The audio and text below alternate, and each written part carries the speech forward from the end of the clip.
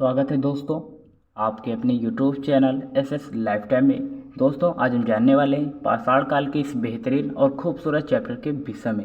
साथ ही साथ हम ये भी जानेंगे आखेटक, संग्राहक और उत्पादक मानव के विषय में। ठीक है, इन सभी जानकारियों से आपको अवगत कराया जाएगा। लेकिन अगर आप इस चैनल पर नए हैं तो चैनल को सब्सक्राइब करें और वीडियो को ज़्यादा से ज़्यादा शेयर करें।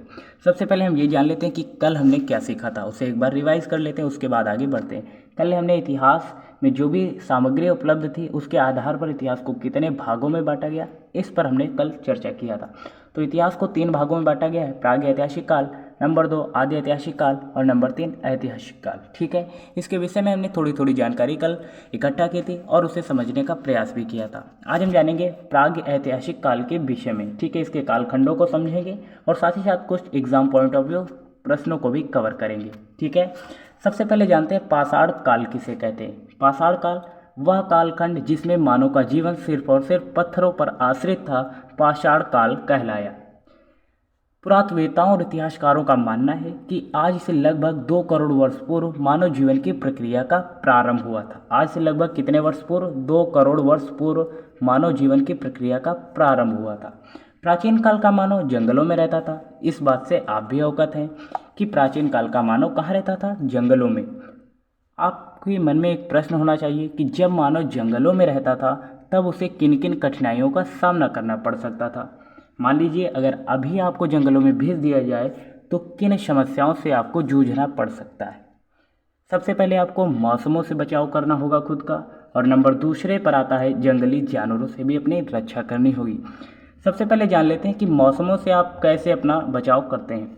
ठीक है, मौसमों से मान लीजिए अधिक गर्मी हुई, अधिक गर्मी होने पर आप स्वयं का बचाव कैसे करेंगे? आप उन पेड़ पौधों की पत्तियों या छाया के नीचे आ जाएंगे जिससे आप गर्मी से बच सकते हैं। अगर अधिक ठंड हुई तो आप उन पत्तियों को जलाकर स्वयं का बचाव कर सकते हैं। और अधिक मान लीजिए वर्षा हुई तो आप उन पेड़ पौधों के नीचे आकर स्वयं का बचाव कर सकते हैं, है ना। लेकिन अगर जंगली जानवरों ने आप पर हमला कर दिया, अटैक कर दिया, तो आप स्वयं का बचाव कैसे करेंगे? ठीक ऐसी ही स्थिति में प्राचीन काल के मानव ने स्वयं के बचाव के लिए जंगली जानवरों से औजारों का प्रयोग किया। वे औजार पत्थर के थे और जिस समय उसे पत्थर का ज्ञान हुआ उस समय को कहते हैं पाषाण काल। इस युग की महान उपलब्धि पत्थर ही थे, क्योंकि उस समय उसे पत्थर का ज्ञान हुआ था उस मानव को, और यही उसके बचाव और भोजन का मुख्य आधार बना, क्योंकि पत्थरों से वह औजार बनाता और औजारों से स्वयं का बचाव करता। ऐसी स्थिति में वह जानवरों से मुकाबला करता और कहीं ना कहीं जंगली जानवर घायल होकर मर जाते थे, जिनसे उसे मांस की प्राप्ति होती थी और उनका ये मुख्य भोजन भी था। इससे उसके 2 फायदे थे, एक तो भोजन प्राप्त हो जाता था और दूसरा स्वयं की रक्षा भी कर लेते थे, और इसीलिए इस समय को पाषाण युग के नाम से जाना जाता है। अब हम जानते हैं पाषाण युग को कितने भागों में बांटा गया है।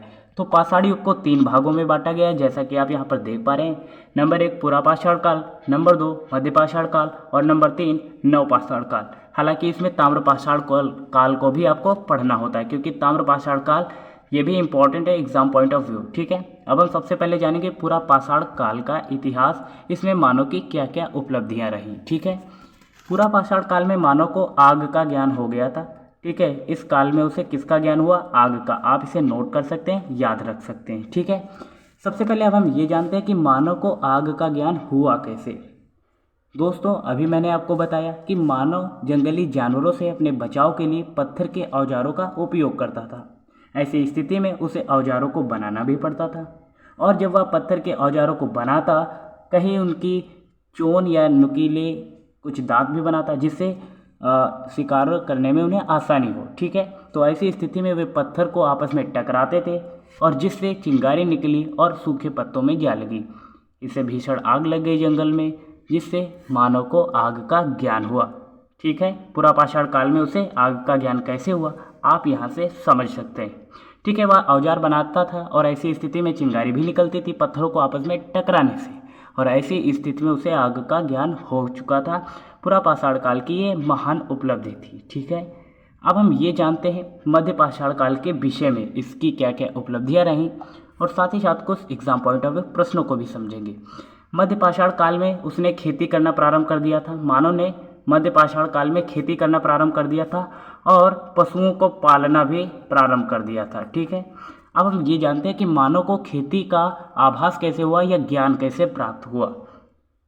पुरातत्ववेत्ताओं और इतिहासकारों का मानना है कि कुछ बीज गीली मिट्टी में गिरे होंगे और ऐसी स्थिति में उगे होंगे और मानव ने उसे धीरे धीरे एकत्रित करना प्रारंभ कर दिया और खेती करने के लिए गीली मिट्टी का प्रयोग करता और इसलिए उसे नदियों के किनारे और झीलों के किनारे रहना पड़ता था। ऐसी स्थिति में नदियों और झीलों के किनारे रहने से उसके दो फायदे होने लगे, एक तो खेती करना प्रारंभ कर दिया था और दूसरा जंगली जानवरों का शिकार भी आसानी से कर लेता था। ठीक है, तो इस समय उसे खेती का ज्ञान इस तरह से हुआ था।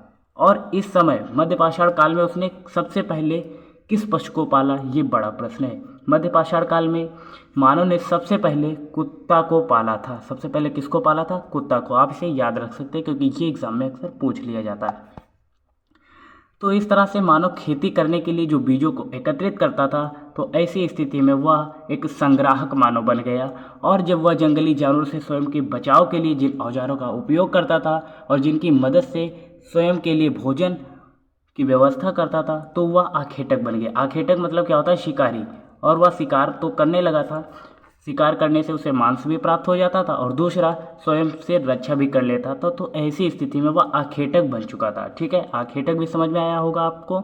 और संग्राहक भी। संग्राहक कैसे बना? खेती करने के लिए उसने बीजों को एकत्रित किया और एकत्रित करने पर उसने खेती करना भी प्रारंभ कर दिया। तो ऐसी स्थिति में वह संग्राहक बन चुका था। ठीक है, अब हम ये जानेंगे उत्पादक मानव कैसे बना, क्योंकि उसने खेती करना प्रारंभ कर दिया था तो उत्पादन भी निश्चित है और इस तरह से वह उत्पादक मानव बन चुका था। अब हम जानते हैं नवपाषाण काल की संस्कृति। इसमें उसने किन किन चीज़ों की खोज की या किस किस चीज़ का ज्ञान हुआ। तो नवपाषाण काल में उसने पहिए का आविष्कार किया था, यही इस युग की महान उपलब्धि है। नवपाषाण काल में पहिए का आविष्कार किया था। ठीक है, अब हम जानते हैं ताम्रपाषाण काल। इसका नाम ताम्रपाषाण काल क्यों पड़ा? ताम्रपाषाण काल इसे इसलिए कहते हैं क्योंकि इस युग में उसने नवपाषाण काल के अंत में तांबे का ज्ञान प्राप्त कर लिया था। किसका? तांबे का। और इसीलिए इस युग को ताम्रपाषाण काल के नाम से जानते हैं। ठीक है, और ताम्रपाषाण युग के अंत में उसने मिश्रित धातु भी बनाना सीख लिया था। ठीक है, तो इस तरह से हमने प्रागैतिहासिक काल के सभी कालखंडों को समझा और उसमें सबसे इम्पोर्टेंट था पाषाण काल, क्योंकि पाषाण काल के ही जो खंड थे वो बेहद इम्पोर्टेंट थे। तो गाइस, आपको मेरी मेहनत कैसी लग रही है? चैनल पर नए हैं तो चैनल को सब्सक्राइब करें और वीडियो उपयोगी हो दोस्तों में भी शेयर करें। अपने ओपिनियंस हमारे कमेंट बॉक्स में बताते रहिएगा। मिलते हैं ऐसी नेक्स्ट अमेजिंग वीडियो के साथ, तब तक के लिए जय हिंद, नमस्कार। देखते रहिए एसएस लाइफ टाइम।